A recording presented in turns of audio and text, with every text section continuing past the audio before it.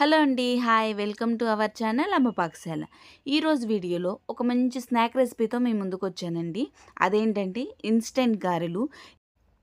ఎటువంటి పప్పులు నానబెట్టవసరం లేదు. పిండి రుబ్బాల్సిన అవసరం లేదండి. అప్పటికప్పుడే 15 నిమిషాల్లో ప్రిపేర్ చేసి పెట్టేయొచ్చండి. పిల్లలకి టిఫిన్‌గా కూడా పెట్టేసేయొచ్చు. ఈవినింగ్ స్నాక్స్‌గా కూడా పెట్టేయొచ్చు. ఎవరైనా ఇంటికి గెస్ట్‌లొస్తే అప్పటికప్పుడు ఈ గారెలు చేసి పెడితే చాలా టేస్టీగా ఉంటుందండి. మరి ఈ ఇన్‌స్టంట్ గారెల్ని ఏ విధంగా చేసుకోవాలో చూపిస్తాను, చూసేయండి.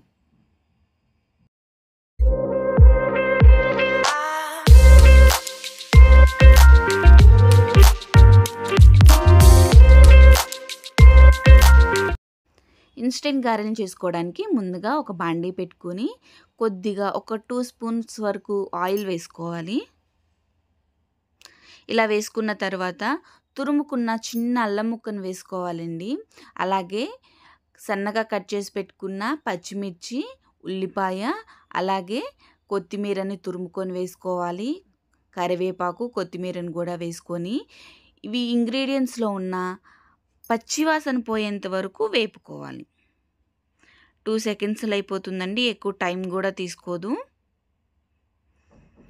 ఇలా అయిపోయిన తర్వాత ఒక కప్పు రవ్వకి 2 కప్స్ వరకు వాటర్ తీసుకోవాలి. నేను ఇక్కడ బొంబాయి రవ్వను మాత్రమే తీసుకుంటున్నాను. బొంబాయి రవ్వను మాత్రమే తీసుకోవాలి.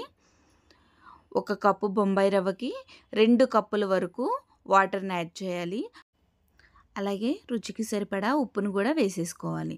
వేసేసుకొని గరిటెతో తిప్పేసుకొని ఒక 2 మినిట్స్ వరకు మరిగించేసుకోవాలండి. మనం ఉప్మా ఎట్లయితే చేసుకుంటామో సేమ్ అదే ప్రాసెస్. చూసారు కదా, నీళ్ళు అనేవి తెరిలినాయి. ఇప్పుడు మనం ఒక కప్పు రవ్వను తీసుకున్నాం కదా, ఆ ఒక కప్పు రవ్వని ఉండలు లేకుండా చక్కగా కలుపుకోవాలి.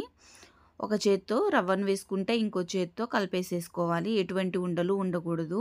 ఈ వాటర్ మొత్తం ఇంకిపోయేంత వరకు గరిటెని తిప్పుతూనే ఉండాలి.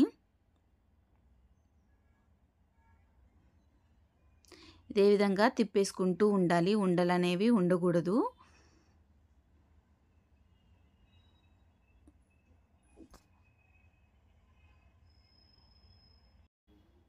చూసారు కదా, ఈ విధంగా. ఇప్పుడు ఒక మూతను వేసేసుకొని ఒక 2 మినిట్స్ పాటు పక్కన పెట్టేసుకోవాలి. ఇలా పక్కన పెట్టుకున్నాక గోరువెచ్చని వేడి అయిన తర్వాత మూత తీసేసుకొని చక్కగా ఈ పిండి మొత్తాన్ని ఒక ముద్దలా చేసేసుకోవాలన్నమాట. మనం సరిపడా వేడే పట్టేసుకొని ఇలా ముద్దలా చేసేసుకోవాలి. చేసి పక్కన పెట్టేసుకున్నాం కదండి. ఇప్పుడు చేతికి ఆయిల్ రాసేసుకొని మనం ఎంత సైజు అయితే గారెను చేసుకోవాలనుకుంటున్నామో అంత సైజు ఉండని తీసుకోవాలి. చక్కగా రౌండ్గా చేసుకొని చేతి మీద ఇలా ఒత్తేసుకోవాలండి. గారె షేప్లో ఒత్తేసుకోవాలి. ఒత్తుకొని 2 సైడ్స్ హోల్స్ చేసుకోవాలండి. ఈ విధంగా చూసారు కదా, నా దగ్గర ఉన్న ఈ పిండి మొత్తంతో నేను గారెలు చేసేసుకున్నాను. ఒకేసారి చేసేసుకొని పక్కన పెట్టేసుకొని వేడి చేసేసుకోవచ్చండి. ఈ విధంగా ఉన్న పిండి మొత్తంతో నేను ఇక్కడే గారెలు చేసేసుకున్నాను. ఇక్కడ నేను చిట్టి చిట్టి గారెలు చేసుకున్నాను, అందుకని చిన్నిగా చేసుకున్నాను. చూసారా, ఈ విధంగా అయితే చేసి పక్కన పెట్టేసుకున్నాను. ఇప్పుడు మరుగుతున్న నూనెలో మనం ప్రిపేర్ చేసుకున్న గారెల్ని ఒక్కొక్కటి వేసేసుకొని వదిలేసుకోవాలండి. ముందు వేసేటప్పుడు మీడియం ఫ్లేమ్లో ఉంచి మాత్రమే వేయాలి. ఈ గారెలు వేగడానికి కాస్త టైం పడుతుంది, అందుకని నెమ్మదిగా వేయించుకోవాలి ఓపికగా. గారెలు వేసేయంగానే కదిపేయకూడదండి. ఒక 2 మినిట్స్ వేగిన తర్వాత మాత్రమే పక్కకు తిప్పుకోవాలి. ఈ విధంగా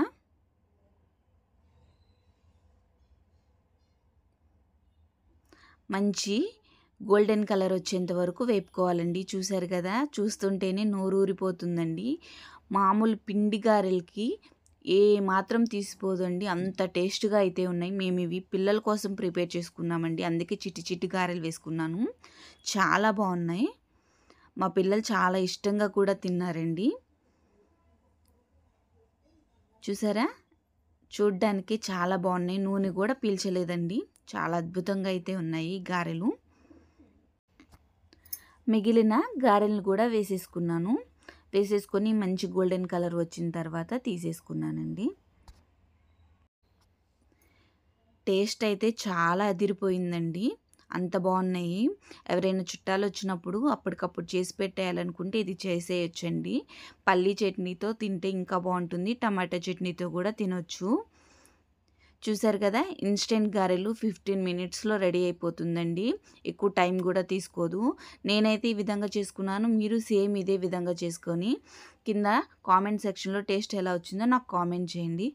నా వీడియో కనుక మీకు నచ్చినట్టయితే లైక్ చేయండి, షేర్ చేయండి, సబ్స్క్రైబ్ చేయండి. బెల్ సింబల్ నొక్కడం అస్సలు మర్చిపోవద్దు. Thank you for watching.